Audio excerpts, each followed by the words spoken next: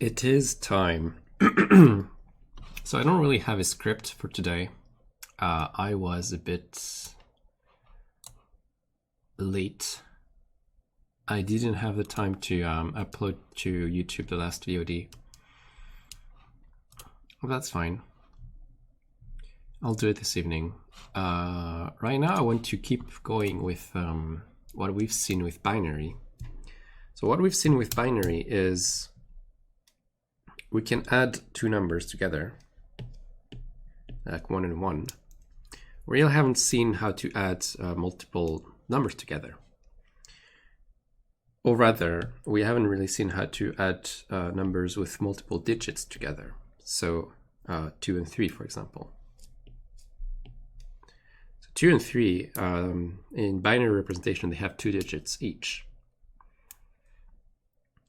Now the issue with that is when you have a circuit, you have to, the only thing we have is this thing we saw, which is actually called a full adder, which takes 3 one-digit binary numbers and outputs 2-digit binary numbers.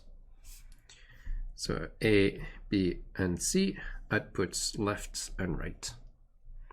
That's all we have. So we can add 3 numbers that have 1 digit, but there is no way using this to add 2 and 3. However, there is a general way of doing addition that works for every base and for every number of digits. And this is the good old Euclidean method, if I remember correctly. Oh no, that's for division. Let me check. Addition of numbers. I don't find anything on Google. I don't know the word for this, but do you remember in elementary school when they'd give you a big number and another big number, and you have to add them together? What do? Well, you write something like this, and starting from the end, you add those two together. So 4 plus 8 is 12. You take the second digit of this, you write it down, and then you have a carry value. So the carry for 12 is 1, right? Because you can't have 12 here. So you take this one and you put it up here. And then you add together 1 plus 3 is 4, and 4 plus 7 is 11. And same thing, you take the 1, you put it up here as a carry, and then you keep going, you keep adding together. Here we have 1 plus 2 plus 6, and that's 9. And 9 has no carry because it's only 1 digit. And 1 plus 5 is 6. And here we go. We haven't really understood how this transformation works, but we've applied a recipe, an algorithm, to go through every step of the addition until we get an answer. And as you notice, this works very well. But as an extra bonus, it works with any base. So if we take our binary base and take a big number, it's not that big, and another number, and we add them together, we can use our knowledge that we know from our full adder here to compute the next number. So here I have 1 and 1. As we know, 1 plus 1 equal 2 in binary, 10 in binary. So that's 0, and we have a carry of 1. Then we have 1 plus 1. That's again 10. So we get 0 and 1. And 1 plus 1, 0, 1. Is that true?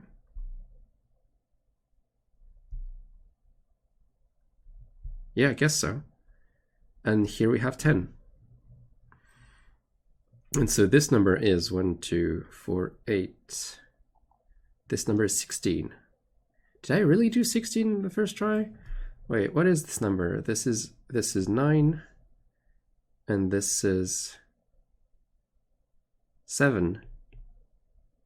Yeah, and that's 16. All right. I by accident, I've added two things that turn out to be 1 and a bunch of zeros afterwards. So this algorithm is really nice because it only requires to know one thing, and that's how to add 3 one-digit numbers together. Like if you count, we have 1 here, and 1 here. And this specific case, the first one, it's like we have a carry of 0. Right? So if we want to write this as a circuit, we could say, imagine we have our first number here. First number here. And it has 4 digits. Right? And we have our second number here.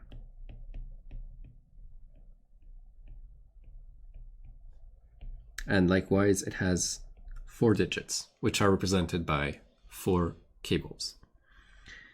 And let's say that from top to bottom, they go from the left side to the right side to the left side.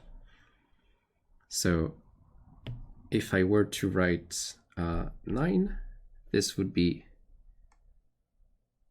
1 0 0 1, and if I were to write 7, this would be 1 1 1 0. And the output will be this thing. And as you notice, if I write down here the amount of digits that we use, here we use 4, here we use 4, the output will have 5 digits. And that's important because that means that we can't always stay in the same kind of numbers. We can't always manipulate numbers of 4 digits and always get a number that has 4 digits.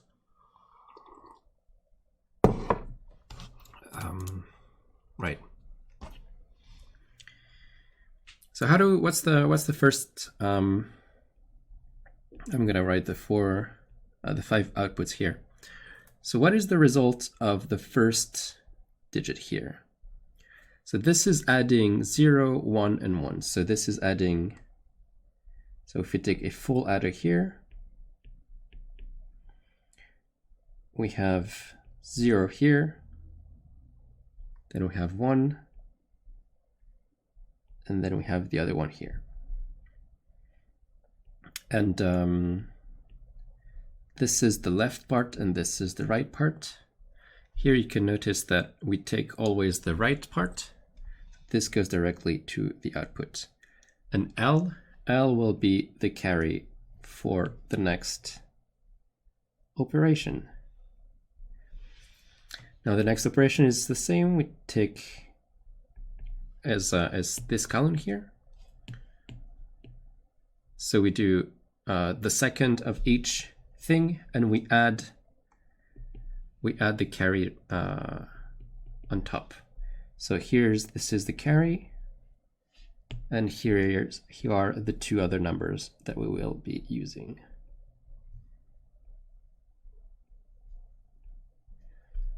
And same thing here. So this is the right output. So we're going to connect the right output directly to the second digit.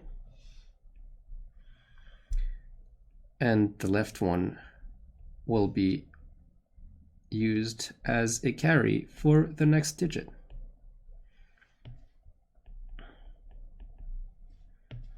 And so for the third digit here, you can see we use the next number simply. Gonna be a big jump here. There we go.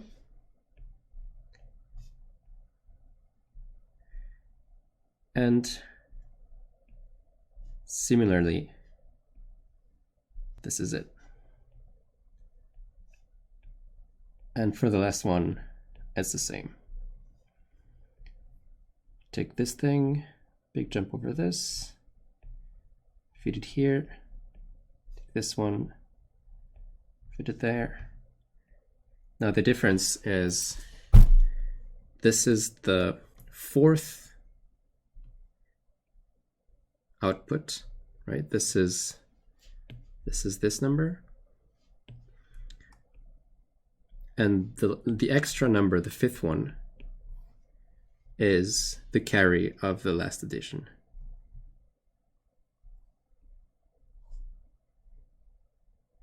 There we go. So that's basic addition using only our full adder here. And as you can imagine, this gets really complicated with really big numbers, because big numbers have large amounts of digits. And computers nowadays use 42 bits or, well, actually even 64-bit numbers. And that means that you have 64 lanes, which construct your binary number. And you add to it another 64-bit number. And when you put them together, you have basically a more optimized version of this going on, give you another 64-bit number. Except, as you might have noticed, 64-bit plus 64-bit doesn't mean that you will stay in 64 bits. If you have a really, like if you have the maximum, the number of size maximum that it can express with 64 bits, and you add another one, you will go over the limit of 64 bits. Just like here, we went from 4 and 4 to 5. And that's a problem, because you can't just have circuits. Imagine you have a circuit here, and you have like 64 bits here, and 64 bits here. And you put them together, you might have either 64 bits out, right? Or 65. How do you know you don't have 65? And this you can't tell. This is a problem. You can't tell when you have 65. You have to know the input in advance. And this gets even worse when you do, for example, A plus B plus C. If this is 64 bits and this is 64 bits, then this might be 65 bits. And if C is 64 bits, then the addition here might be 66 bits.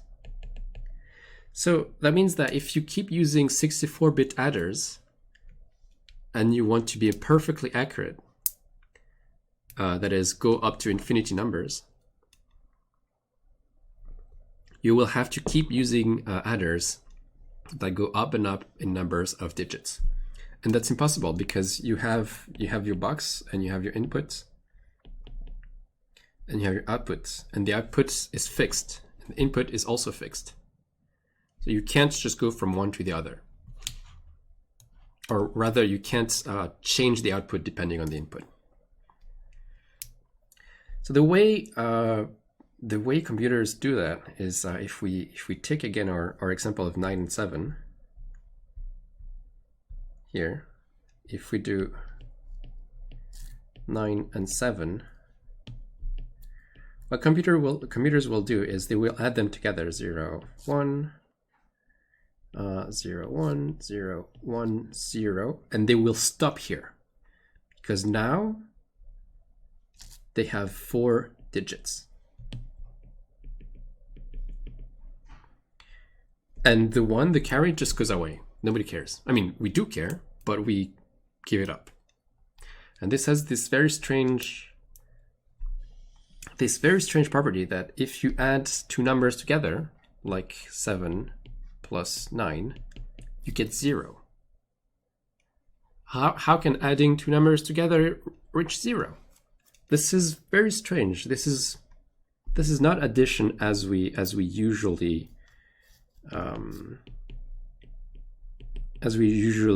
see it. Not usual. I can't write usual addition. This is not the same as what we would expect. And for this, I will go to a very typical example that we see to explain this behavior. and that's clocks. So clocks, they have 12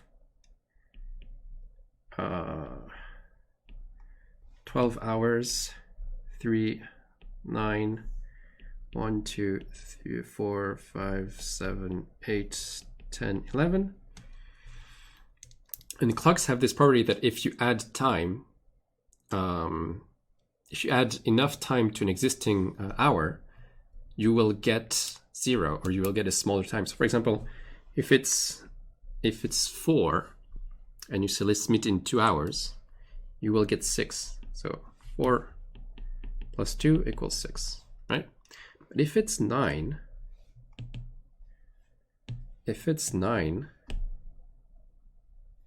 and you say let's meet in 3 hours, suddenly it's 12 or 0, because midnight is the 0th hour. It's maybe better to see it this way. If it's 10 p.m. and you say, oh, this thing is taking me a while, like this book is going to take too long, so it might take me 4 hours. It means you're going to finish at 2 a.m. Here you see we have again this behavior where you add two numbers together and they give you a number that is smaller than the two numbers that you started with. And this addition is the same as the one with binary numbers, specifically binary numbers which have a fixed number of digits. So let's look into why that is. So why are those the same? And the reason is they wrap around, they define what is called modulo arithmetic. And this wraparound behavior can be observed here as well. So here we see that we end up with 0. But if we take another example, like 9 plus 9, if you can guess, 9 plus 9, if we wrap around, so this is 16. If we wrap at 16, if we do 9 plus 9, 9 plus 9 is 18. That means we're 2 off the limit. We're 2 above the limit. And we should probably end up with 2, right? Because 18 minus 16 is 2. Like the difference between those two is the value 2. So let's try it out. So we have 1 plus 1. That's 10. 1 is here. No carry, so 0 plus 0 is 0, and then 1 plus 1 is 10. And we only keep those two numbers. And what is this number? This is 2. This is 2 in decimal. So that's correct. We indeed wrap around. When we use 4 digits, it's like we have a clock that has 16 values. So 4 digits, 4 digits is like this. 16. What's on the opposite? It's 8, then 4, and 12. And here you have 1, 2, 3, 4, 5, 6, 7, 8, 9, 10, 11, 13, 14, 15. 4 digits is like a clock with 16 hours. I mean, in binary.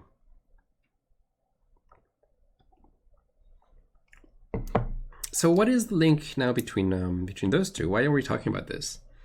So the reason we're talking about this is binary numbers of a fixed size represent what we call in mathematics a group. And we will see that a lot in computer science. Groups and monoids, they are two mathematical objects that come up all the time everywhere in computer science and programming, specifically programming. specifically monoids in programming, specifically groups in mathematics. What are those? So if you're not familiar, which I totally understand, those are just words. They don't mean anything. And what's hard about them is that they are words for abstract concepts. There is no group in real life, just like there is no manifestation of the number 7, there is no manifestation for the group. However, a group is extremely useful because it has, it is the word that you use when you want to signify that the thing you're talking about has some key properties. And the key properties are, there is a neutral element.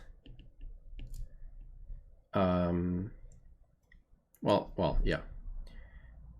There's a neutral element with respect to an operation. And every element has an inverse such that when you use the operation with the neutral, you get the same element that you started with. And finally, associativity. Your operation is associative. That means order doesn't matter.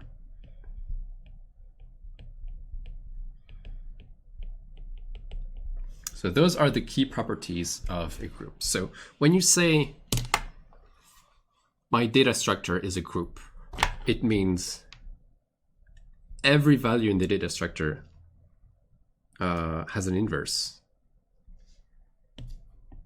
It means that your data structure has a neutral element, and those things are in relation to specific operations. For example, if your data structure are lists, well, that's a bad example because it's not a group. If your data structures is operations, that's a bit too abstract.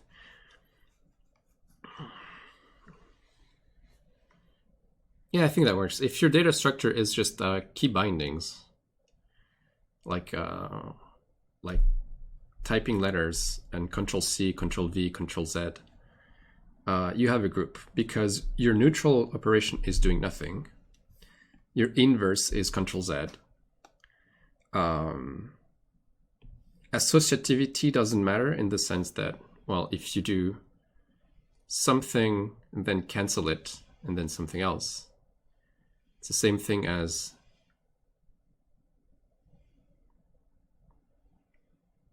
canceling your thing, as doing the thing and then canceling and doing the last thing. So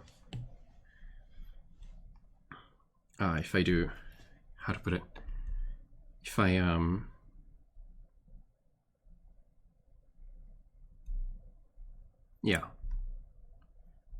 if I click a link on a web browser and then I click back and then I click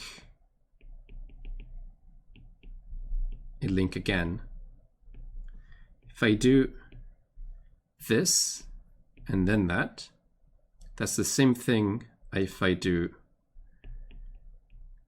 click the link and then go back and click the link again.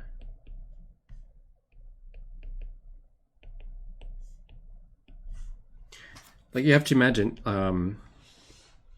it's like you get on a computer, oops. You get on a computer and it's on a web page. So it's already been clicked, we're here. If you go back and click the link, you end up here. However, if you click the link and go back, you're here. And then you click the link again and you're here, you end up in the same web page. You haven't done anything different. Like the way you think about them has been compartmentalized in different ways, but the result is the same. So that's what means order doesn't matter. Is that you can bundle stuff together in whatever way where you please, and that's what matters. And the inverse means, so if you take, that's a good example. Yeah, if you take our binary thing, if I take 4 digits numbers in binary,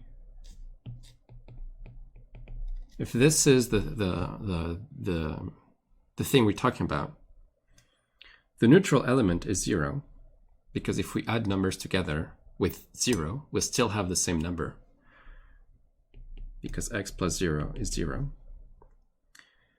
And the inverse means if I do x plus its inverse, I get 0. And what is the inverse of x? Well, it depends. We've seen that as long as you add up to 16, you get to 0. So for example, 15 plus 1 is 0. So 1 is the inverse of 15. Similarly, 9 plus 7 is 0. 7 is the inverse of 9. So each element can, using this operation, end up in the neutral element. That's what a group is. If you don't really get it, it's fine, because it's very abstract. But the reason we're talking about this is because groups are used everywhere for everything. And the one last thing I want to mention is, so those are called finite groups. There's no E. And the reason they're called finite groups is because there is a finite number of elements. So in our case, for the 4 digits binary numbers, we have 0, we have 1, we have 2, we have 3, we have 4, we have 5, 6, we have 7, and now I just copy paste this thing because I can't be bothered. Copy, paste, and 8, 9, 10, 11, 12, 13, 14, 15. So those are 16 values. This is the set that will be our group, that will be the elements of our group. And the operation is addition. Adding two numbers together is the operation under which we have a group. And is it associative? Well, we all know that addition is associative, but just to make sure, let's, I'm not going to prove it here, but I'm going to give an example. Normally, you're supposed to prove it, but we are not in the time frame to do this. So if we do 1 plus 2 plus 3, that should be the same as 1 plus 2 plus 3, right? If we rewrite this in binary, we have 2 plus 3, and here we have 1 plus 2 plus 3. So remember, we have access to 4 digits here. So 2 plus 3 is 5. So that's 4, that's that. And here 1 plus 2 is 3. Now we can just add those two together. So 1 plus this, I'll just do the bitwise adding. And 3 plus 3 is 6. and 6 is 4 plus 2. Oops. Right, and we indeed have the same value here. This is not a proof, this is an example. But as you can see, it's going to be really hard to come up with a counterexample. So again, a group is not an object, like it's not a concrete thing, but it's a word you use to describe the fact that whatever you're talking about has those properties. So when you say binary numbers of 4 digits are a group, it means binary numbers of 4 digits have a neutral element 0, have an operation 1, for which this element is the neutral, and every element has an inverse, and the thing is associative.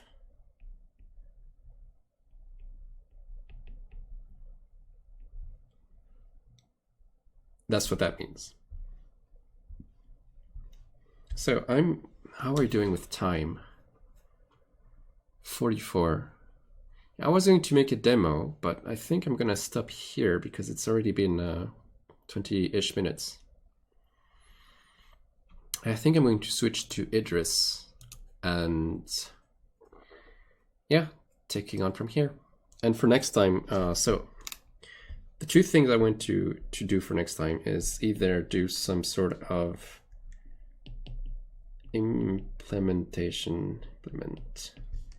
binary addition in a real programming language, or continue on finite groups, see what it's like see how we can use this thing for cryptography, serializing data, encrypting, not really encrypting data, but how this is related to how it's used for security. And there was something, oh yes, prove stuff in Idris, because as I just showed, this is, oops, come on, this is an example, this is not a proof. And programming languages won't let you usually prove that whatever you're dealing with is associative, but Idris will let you prove it. And so it'd be fun to see how you do that with the actual programming language. All right, I'm gonna take a small break and I will be right back.